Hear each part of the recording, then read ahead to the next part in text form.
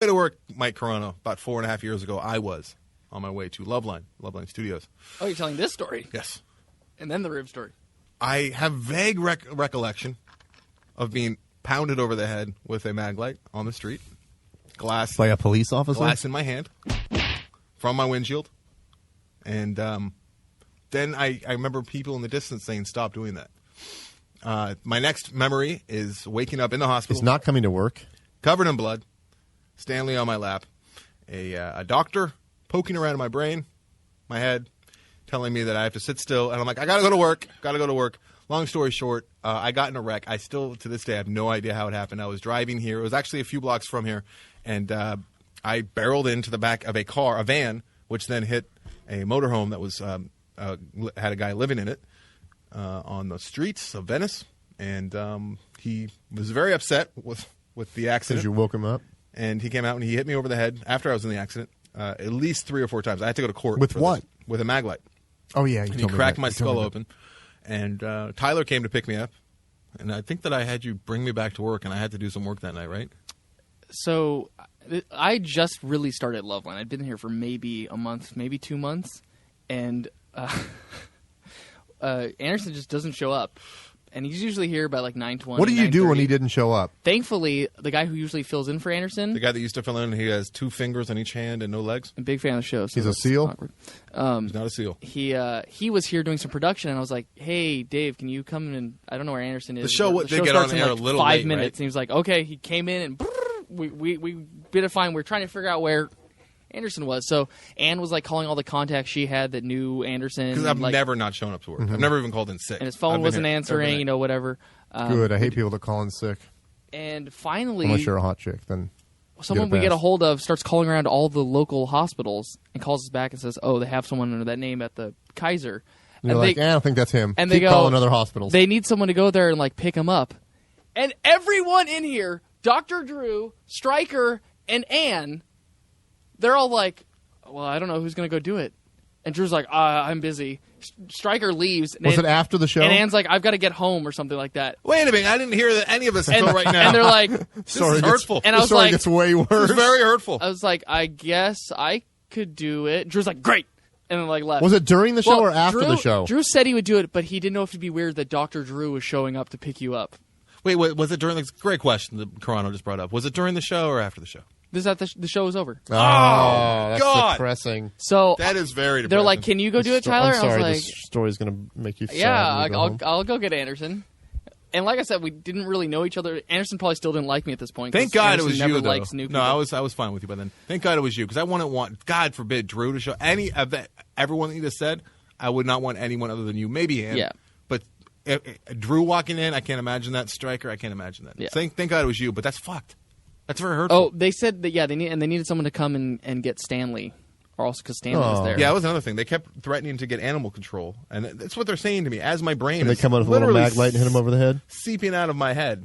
Like, what's cool is the accident and the beating. I guess that part of your brain that likes ween so much didn't seep out. No, it didn't. Actually happened in front of the hospital, literally in front of the hospital. I got a bill. The racist for part the didn't seep out either. What's that? Nothing. There was no racism in this brain. It was a black guy that hit me over the head, though. Really? I should point that out. Who I became. He had a mag light? I don't want to say like a white guy thing to have. But because I hit his that work. makes no sense. I hit his work truck. I hit his work truck. His motorhome was his work truck?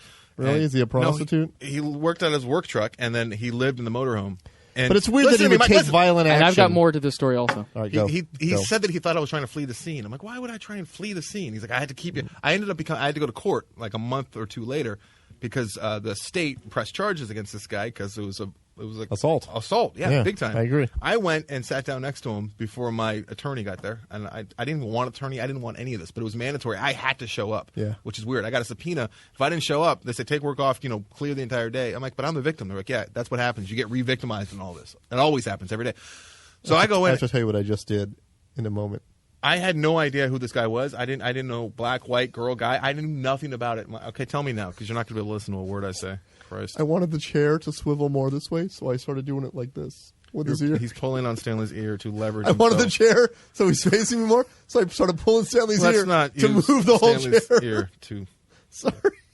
So I meet him in the courthouse, and Was he nice then? I felt really bad. He comes up and he apologized. Sorry for hitting you over the head. It was a really stressful night, and I just lost everything in my marriage and everything. And I'm living, not on the street, but in my motorhome on the street. That's on the street. And I actually I felt really bad for this guy, and I liked him. And I still don't know why I hit his car. I don't know what happened. You think I he had never some sort will. of weird blackout or something? I have no idea. I never will. I probably never will know. But he. It's like that. And then my attorney came in and said, "Why are you talking to the defendant? Come over here." I'm like, I never met him before. I was kind of curious.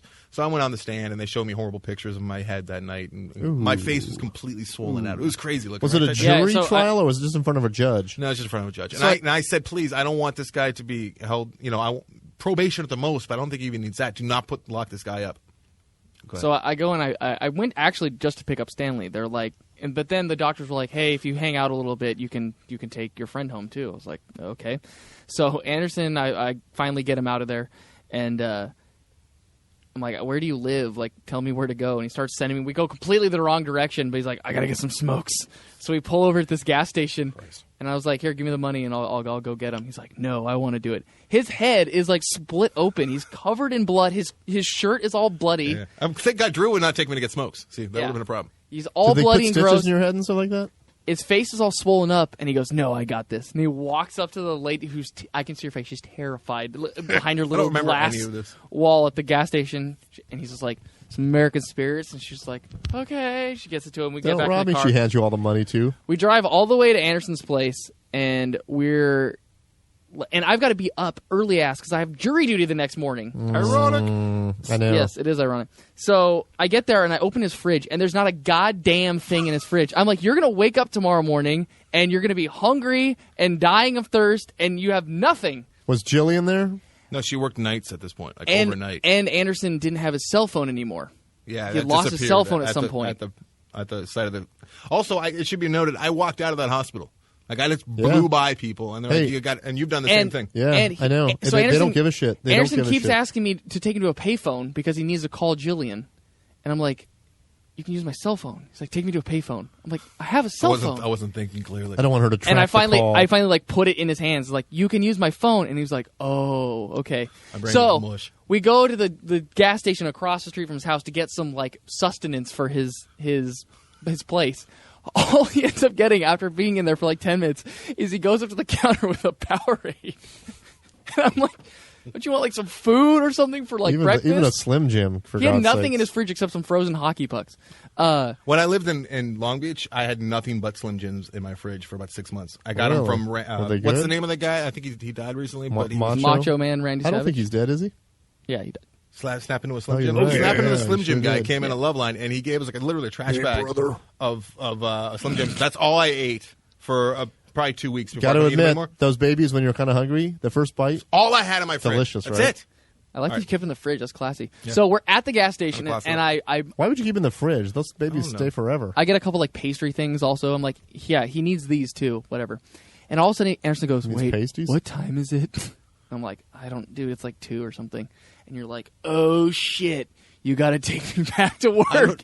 And I was like, what? And he used to do this stupid assembling some like Saturday Night Live clips, Yeah, I had another job. and they had to be out at a certain deadline, which was well past.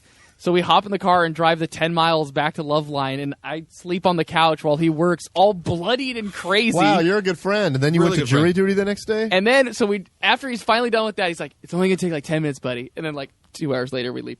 That's an exaggeration. It was like an sorry. hour. I'm sorry. We Now I'm get feeling a we little- get to his place. He puts me on the couch, and he's like, here, like have some like comfort. He gives me like the most comfortable pillows ever. He's like, do you need another one? Like I've got more on the bed. very I was like, thankful. I was like, what? I was like, but then you're not going to have any pillows. Were you guys It's like, here all night? I don't need any pillows. I don't This need is any back to pillows. my house now. And then he goes, thanks, bud. I'll take you to Disneyland or something for this, Hmm. which he never did. And I was like, didn't realize no, that. it's okay, dude. Like, I'm going to be gone in the morning because I got to go to jury duty or whatever. How'd your jury duty work out? I went there and I was like, I don't have my paper because I wasn't at home last night to bring in my little jury summons or whatever. And they're like, okay, let me look you up. Okay, just go and wait in the room. I never got my name called. I went home that day and I checked my jury summons and I went to the wrong court. Did you get in trouble? No, Yeah. because I think they still checked me and I just went to the wrong one. But yeah, that was a fun day. I used to have pictures on my That's phone. amazing.